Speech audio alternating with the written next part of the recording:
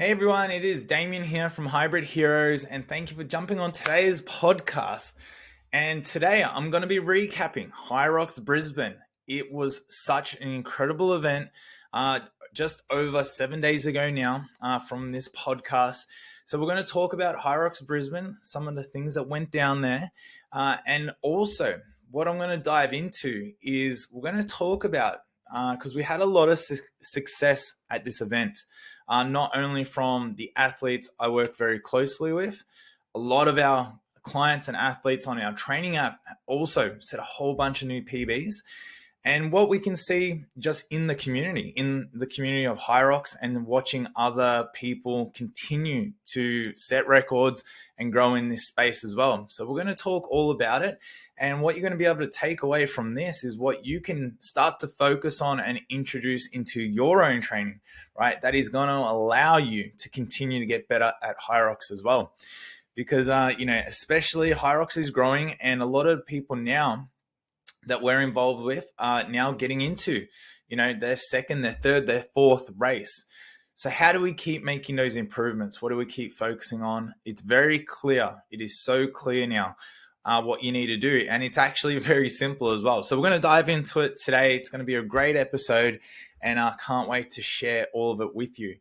But let's kick off. HYROX Brisbane.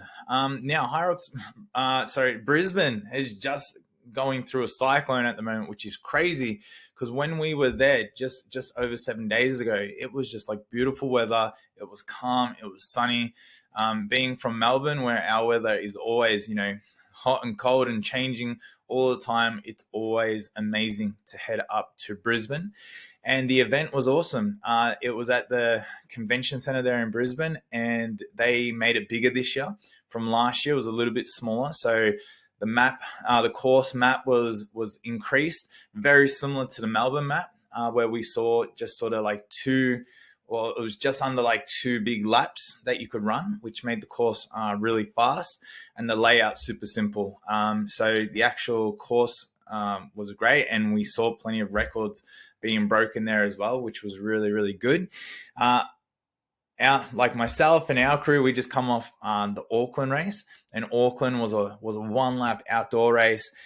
It was super tough course. The sleds were super hard, and coming to Brisbane, where the course was a bit quicker, the sleds moved a bit quicker, which confirmed that Auckland was hard. So if you did HYROX Auckland and you thought the sleds were challenging, they were super challenging.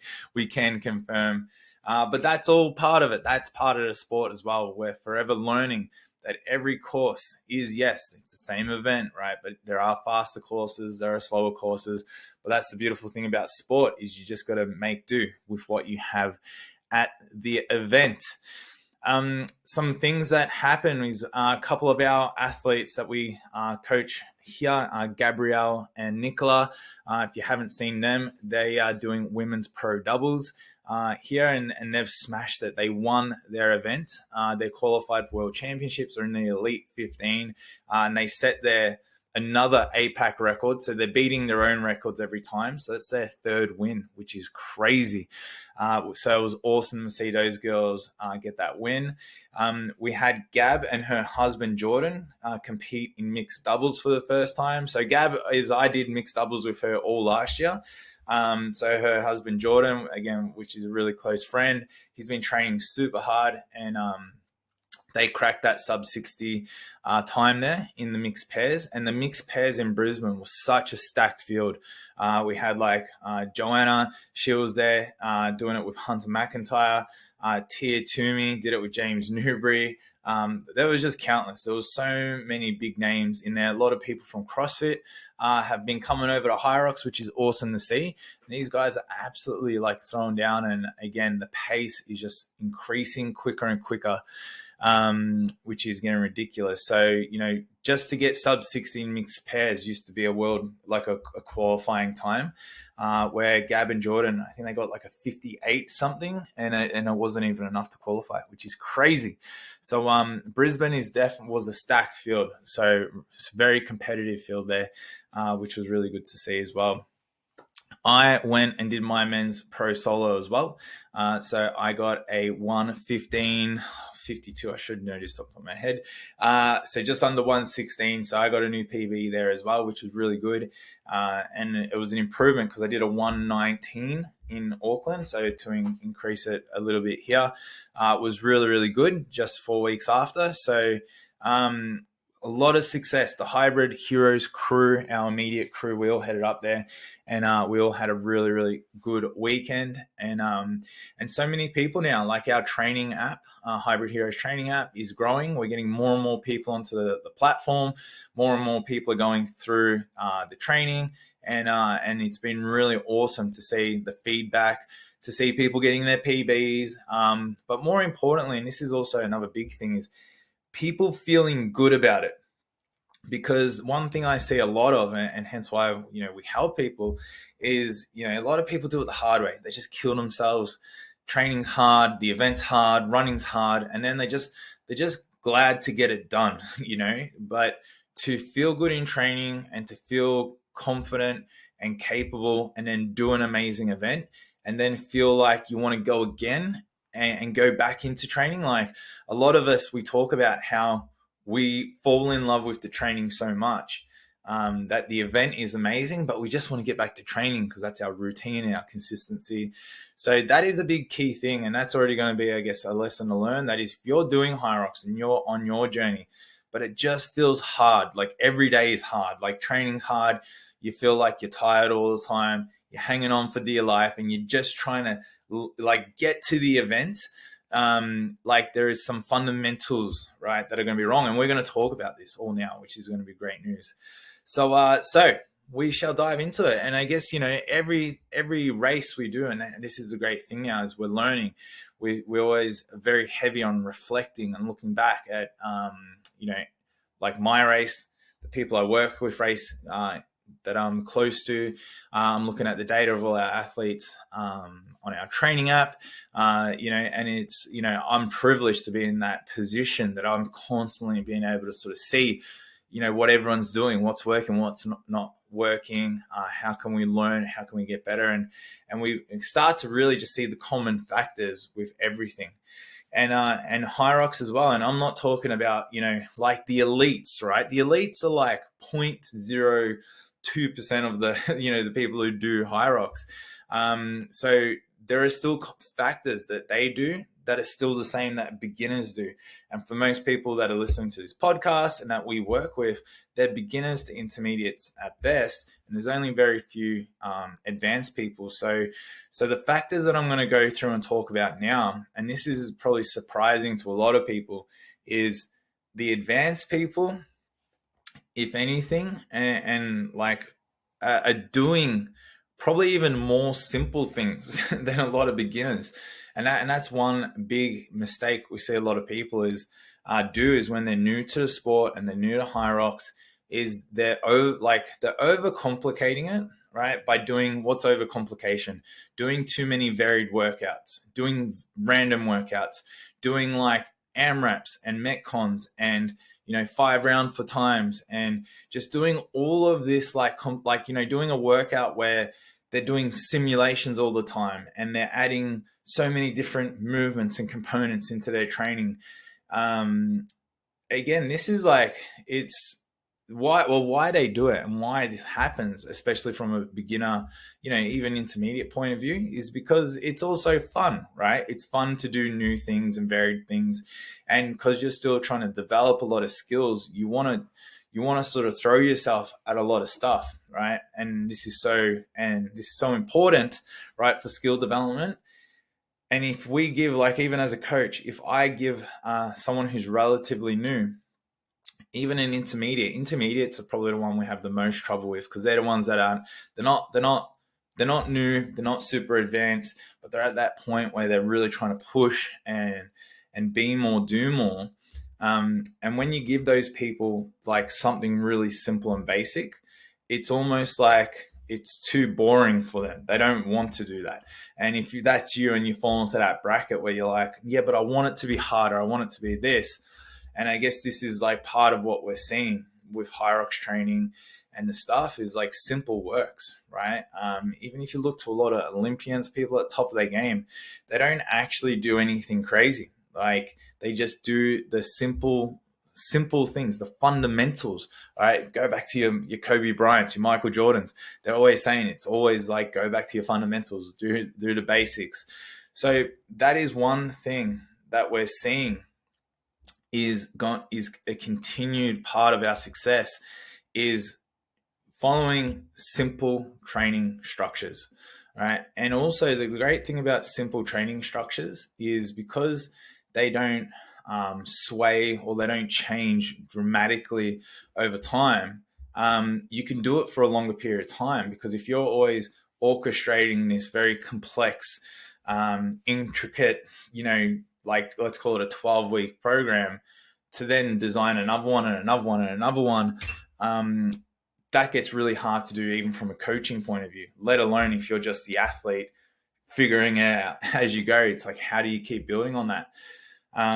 So that's a huge thing there. And that's going to be the first point, is you got to follow structured training programs, and the best structure are the simple ones. So example of that, if we're looking at running should, you got to look at, where you are on your journey. Do I need to work on endurance first, right? And this comes back to the principle. You got to be able to, walk before you can jog before you can run before you can sprint, right? So you just got to look at, where am I? Do I need to learn how to jog real slow first before I can run really fast? So if that's you got to do lots of zone 2 running. So zone 2 is long and slow running. And then maybe the next point from there is I got to increase, a little bit of a interval run, right? So some faster running with a bit of rest in between. So if you just take those 2 runs as a concept, right, you don't need any kind of complex structure to it other than, 60-minute zone 2 run. That's it. Keep your heart rate between 60 and 70% of max, right? Do that for 12 weeks, right? That's your zone 2 structure. And interval runs could literally just be 800 meters by 4, right, with 2-minute rest, and 600 meters, by 2 with 2-minute rest, and do that for 12 weeks, right? But every week, just look to be repeatable, right? This thing, you got to be repeatable over every round. That's another key concept we have with our training and our principles. And just every week, just look to make just, 2% increase, right? Like that there, will give people incredible results in their running alongside, their strength training, their HYROX training. It's simple. It's data driven. You got to apply the concept of repeatability, right? So if you're doing, again, 4x600s, what repeatability means is that you can do it for what you do in set 1, set 2, set 3, set 4 is the same speed. So that means you can display consistently that level of fitness, right? So this helps us remove the idea of going way too hard at the start, blowing up, and then diminishing results.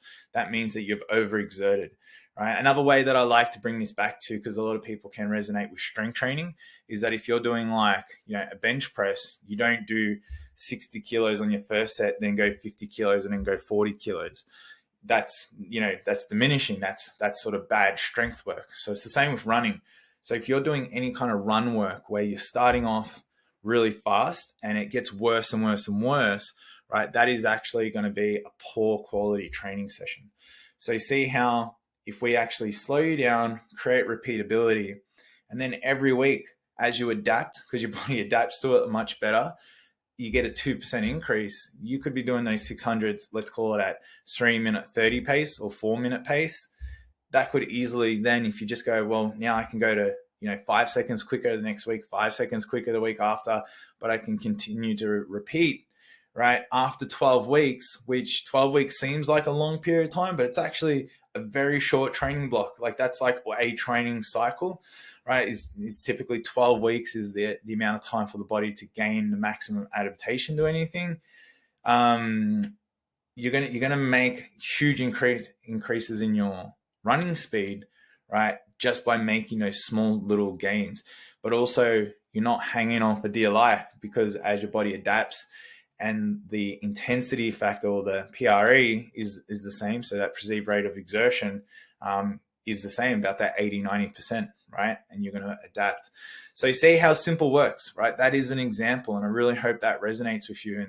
And what we are doing with the guys that we train and in our training programs is we put structures like this that allow our clients, allow our athletes to then create consistency and actually create, like, make improvements based on measurable data. That is the biggest thing.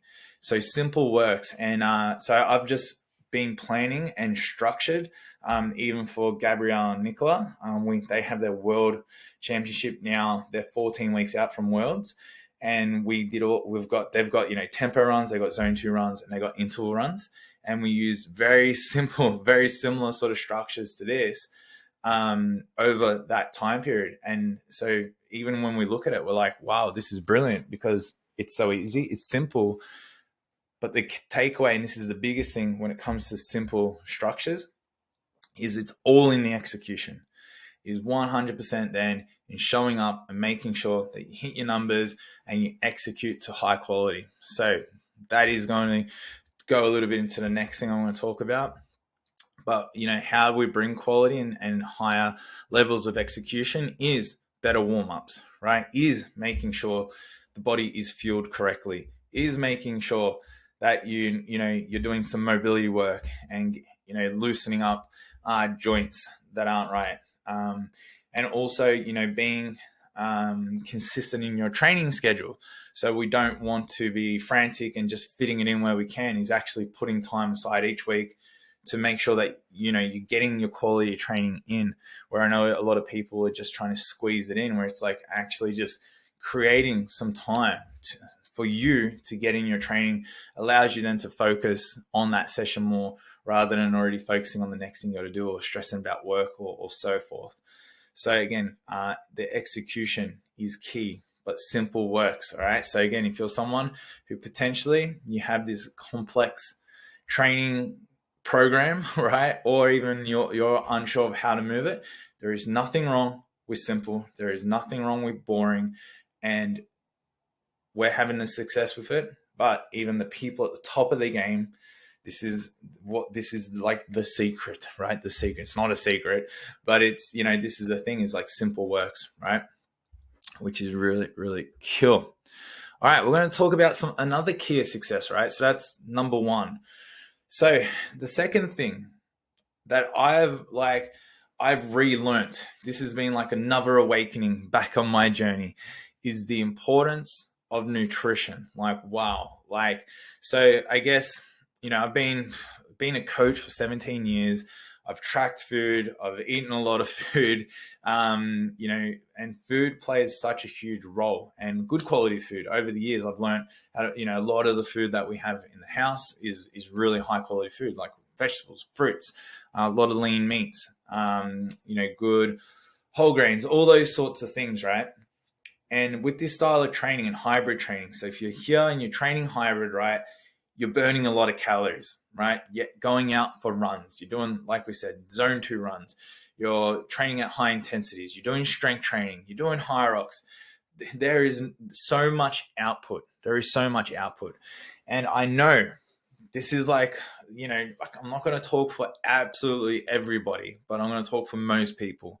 There is also a degree that we love this style of training because, yes, it makes us feel good.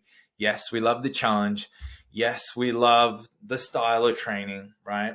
But we also want to look good, right? I think as a human, to say that you don't want to feel confident and looking good doesn't contribute to feeling better about yourself, I think would be, not fair to say, right? And it's not a bad thing, because if you can look good and feel good and have more confidence and be a better, happier version of yourself for it, that's going to allow you to just, go and live life better, rather than being someone who's insecure and doesn't love themselves and is shy. And, so that does not mean you need to have a six-pack to be happy. But I think working towards an improved version of you, working towards a version of you that's controlling your body weight, that's controlling your fluctuations in energy through good food and nutrition, whether that's 10% body fat, whether that's 20% body fat, it doesn't matter. as long as you're being healthy with your food choices, and fueling yourself properly, right, is going to be such a huge thing. So the importance of nutrition, because our training has increased, like I think right now, myself and again the people that we're training with, which we're training at a very high level, is we're doing like 10 sessions a week, which is huge. Most people do, 4 to 5 sessions a week is huge. Some people stretch it 6. But again, we do this because we have the luxury of this is our job, right? Which is amazing. But the output is really high. And I always love, what I've always loved about training at the highest level is you get to learn so much more about the body. When the body is under maximum stress, maximum output, maximum load is when everything really does get highlighted. And for me, I had to relearn this importance because I was just eating what I thought I needed to eat, and I was fueling my training and I was feeling good. But I've been really fortunate enough to be surrounded by, again, really great athletes, really great people who not only are performing at very high levels, but look incredible. So there's shout out to Jake, to Jordan, to Gab in particular. They're like super lean, right? They're super fit. They're super in shape. Nicola as well. Like they're just all diced, right? But their output's huge.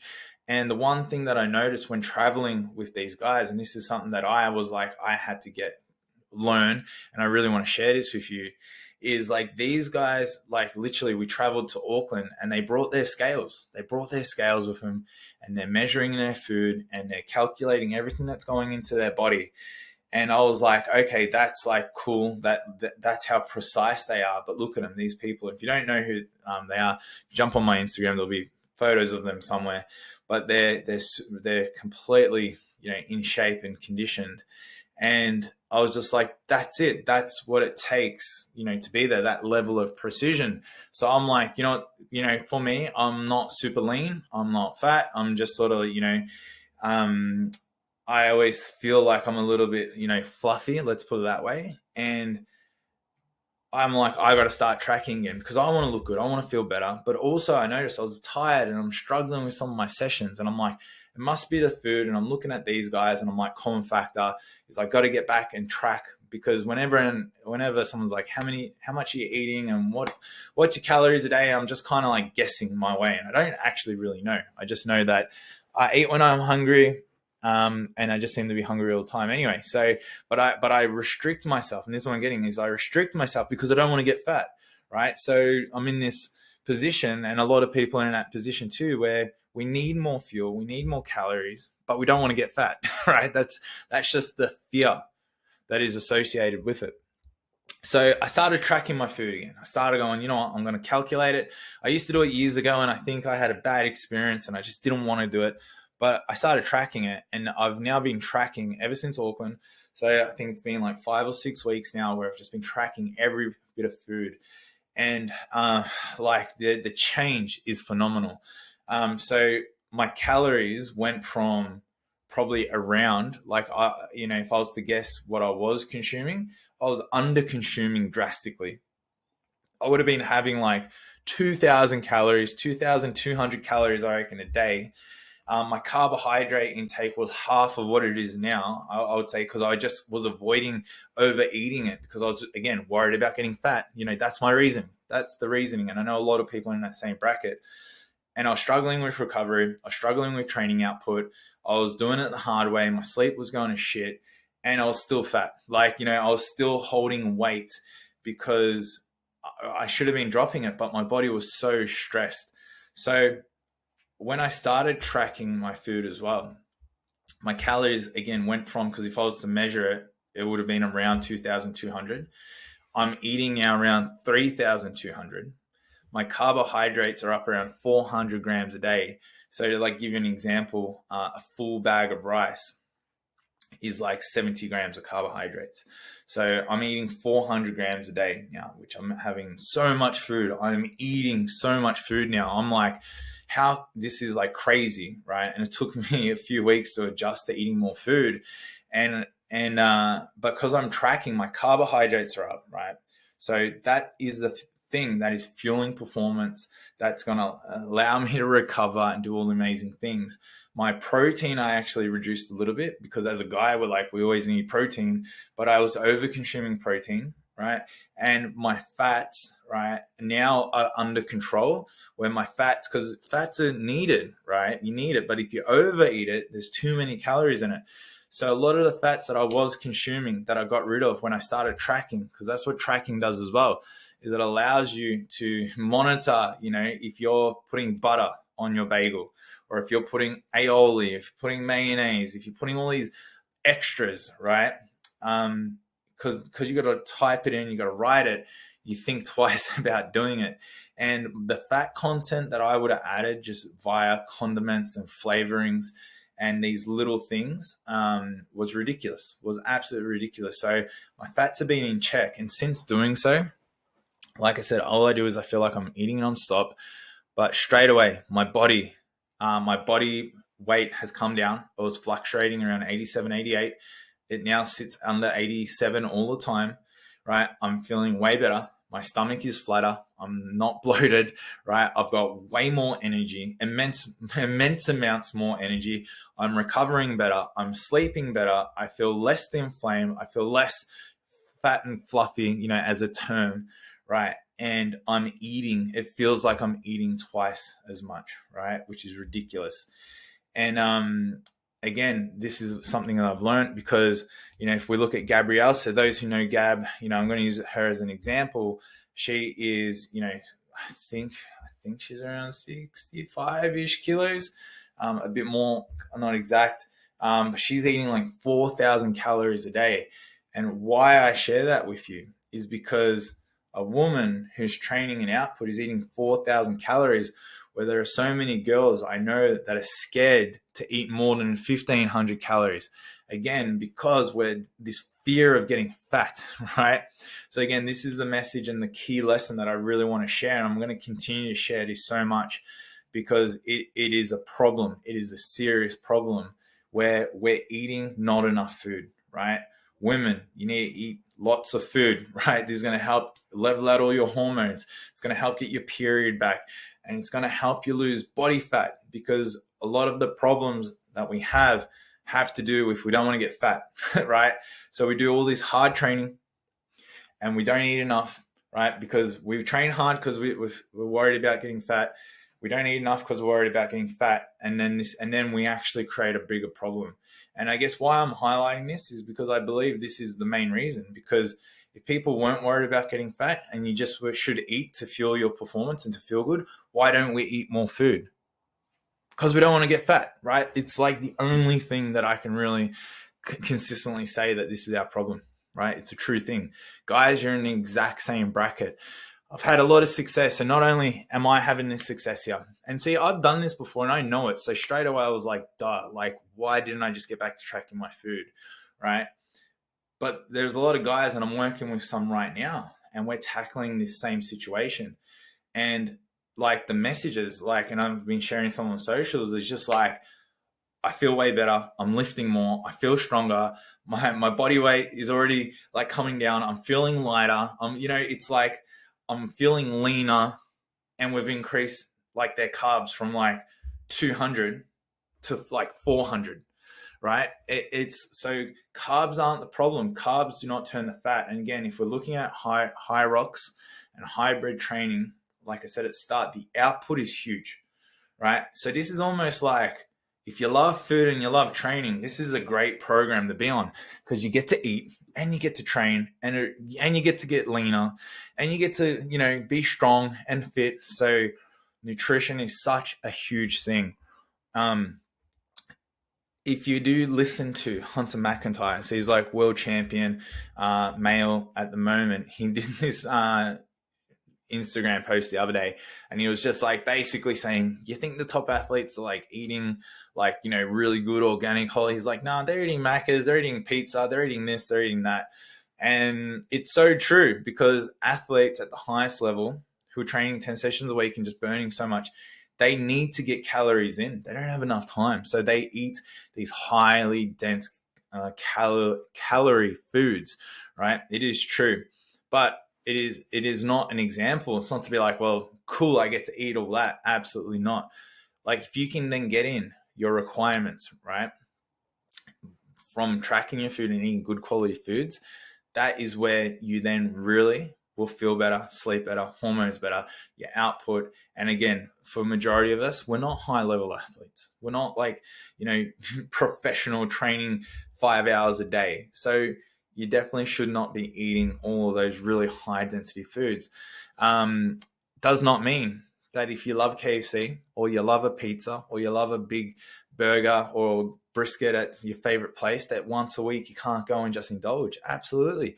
And the thing is too, if you have like the whole idea of like this cheat meal is so fine, because your body as well, even if you have like a 10,000 calorie meal, which I don't think you will, let's call it, let's be more realistic.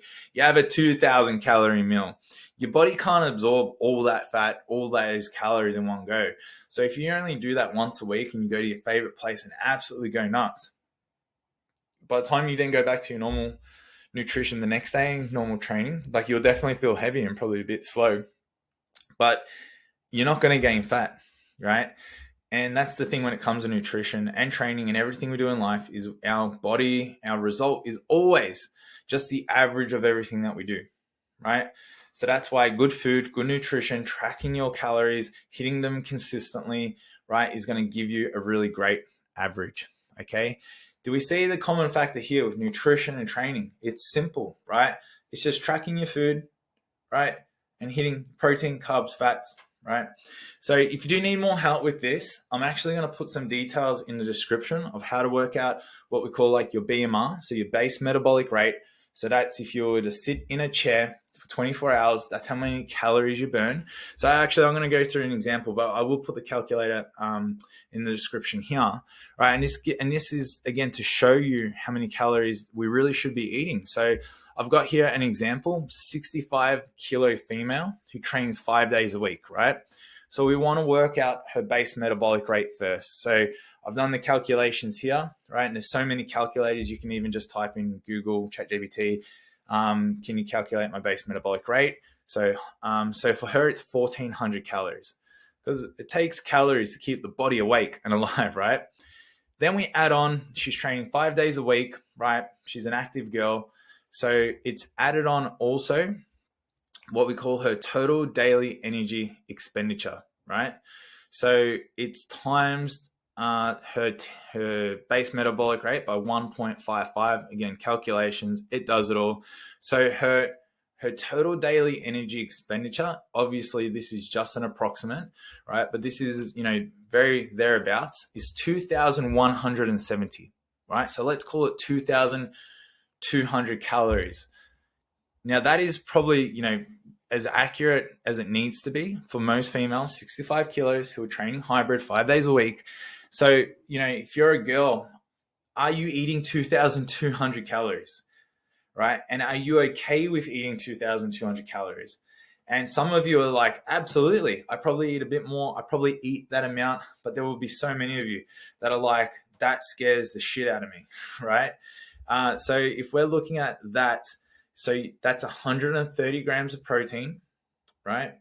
We're looking at 325 grams of carbs.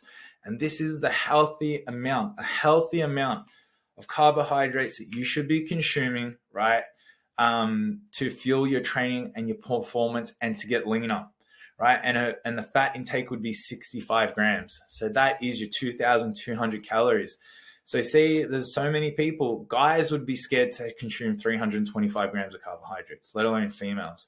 But there is nothing wrong with that. And if you hit those calories, right, with your training consistently, you will see increases in energy, improve recovery. You will perform so much better, right?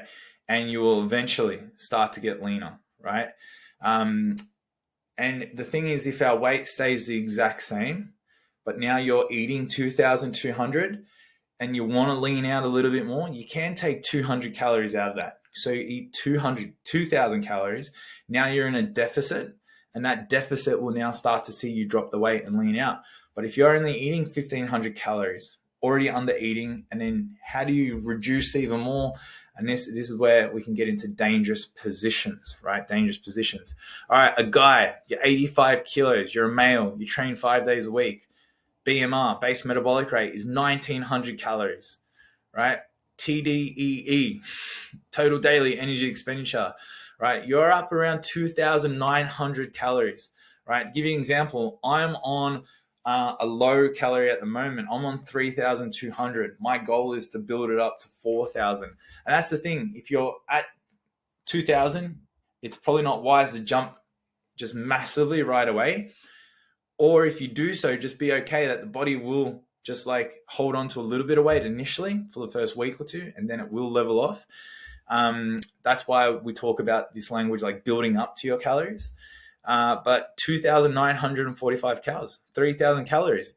If you're an 85 kilo guy, you should be having around 3,000 calories. So protein around 170 grams, carbohydrates 425 grams. Now we're talking, and fats around 85. So these are the kind of numbers and percentages that you really should be looking at. And if you're thereabouts 350 grams of carbs, you know, you're doing good. But if you're a male and you're like, I barely have 200 grams of carbohydrates, again, because I don't want to get fat, right? That's like the biggest thing, guys and girls. We're like this thing. We just got to understand, are we okay? And we're not going to get fat. This is the thing. We're not going to get fat. But see how we go about it in reverse because of fear of getting fat. And if we do get fat, and if we are putting away, it's because we're not tracking. It's because we're having too many of those condiments. We're having too many of those add-ons. We're drinking too many beers, too many cocktails, and the calories, right, and the fat is going through the roof. That's the reality, right? That is the reality. It's not the carbs. It's not your pasta. It's not your bread. It's like I've never ate so many bagels in my life and getting leaner, right? Like this is the thing.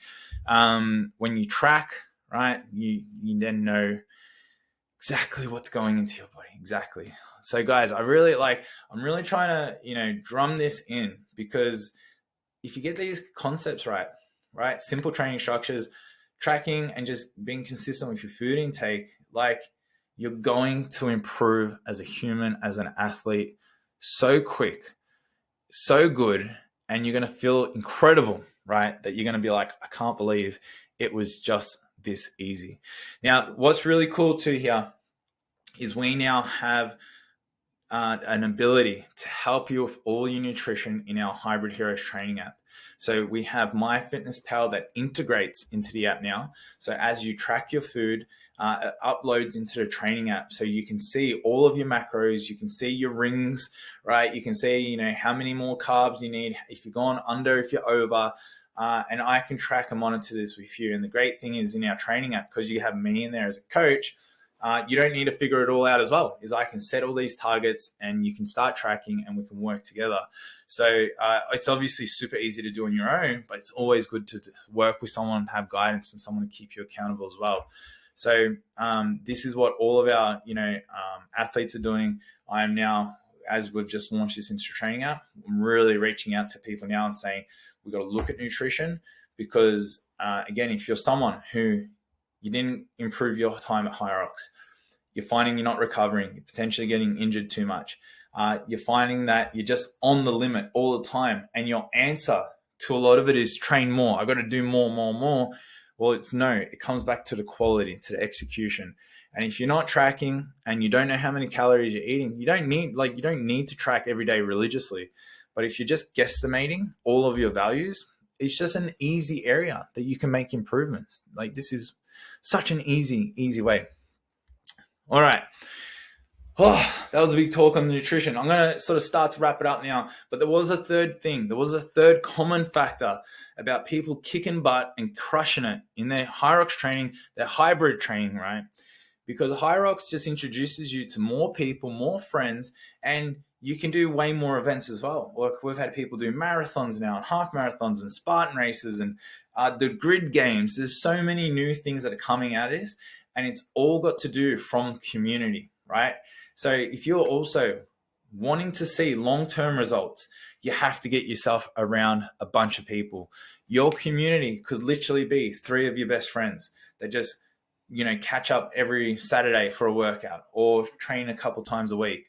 It could be your local gym to get around and get around people. It could be, and it's what we have online is we have the Hybrid Heroes community. We have an online group. We've got nearly 1,300 people from around the world in there. And I absolutely love it when I see everybody in there talking to themselves, not to themselves, to each other, and supporting each other, right? Because it's not just me having to always go in there and say, well done, but when people can get around and share results and share insights, it's inspiring and it's motivating, and you learn quicker. You learn so much quicker around people, just like I had when I shared the story about nutrition. It was because of the people I was around. So if you're not around a community, right, get involved. Us online, right? We're here, and that's the beautiful thing online is we're accessible to everybody and actually engage with it, right? Reach out, send me a DM. You don't even have to post on the group. I'm here to help, to listen, to talk to guide you. In your local area, and even some of the people who are on our training programs, I strongly encourage. It's like, I wish I could be everywhere, but I can't. And it's, I'm like, I would love you to replace one of these sessions with a local gym session at your local CrossFit gym, your local functional training center, your local gym where you can get around people, because the importance of having people around you is immense, right? As humans, we're driven by connection and community, and you need to do it. Hence why when we go to HYROX, it's just a big party and it's a big, community. It's our community gathering together and expressing fitness. And we get to, do it together and accomplish together. It is such a huge part. So definitely, if you don't have one that you can inject into right away, or if you're already part of one, just, I really, next time you see them, just thank your community, just be super grateful for them, because it's a very special thing as well, getting the right people around you. So that is the third thing. Simple training structures, track your food, get around community. If you do those three things, right? If you're doing those three things consistently, like, you're making progress, right? You're going to be making progress in some way, shape, or form, and you cannot not continue to grow and get better from there. So guys, huge episode. I really hope you resonated with some of this.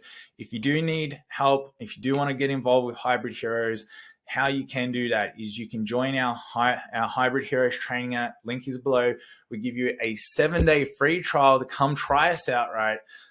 It's $17 a week Australian, right? We don't charge ridiculous rates. It's actually super affordable.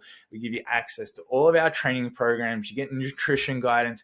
You get training hub resources where I have videos on how to do movements. You get mobility routines. You get HYROX mastery videos that show you how to do every single movement. We cover everything, and we're constantly building and adding more in there. It is ridiculous, and it's cancel any time. Get involved.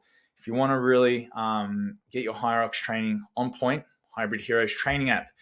We also have just an online community. So if you just want to connect, maybe you got your training sorted, you've got everything covered there, but you just want to connect with some like-minded people, join Hybrid Heroes Online, our school group. I'll have the link below is there. It's absolutely free.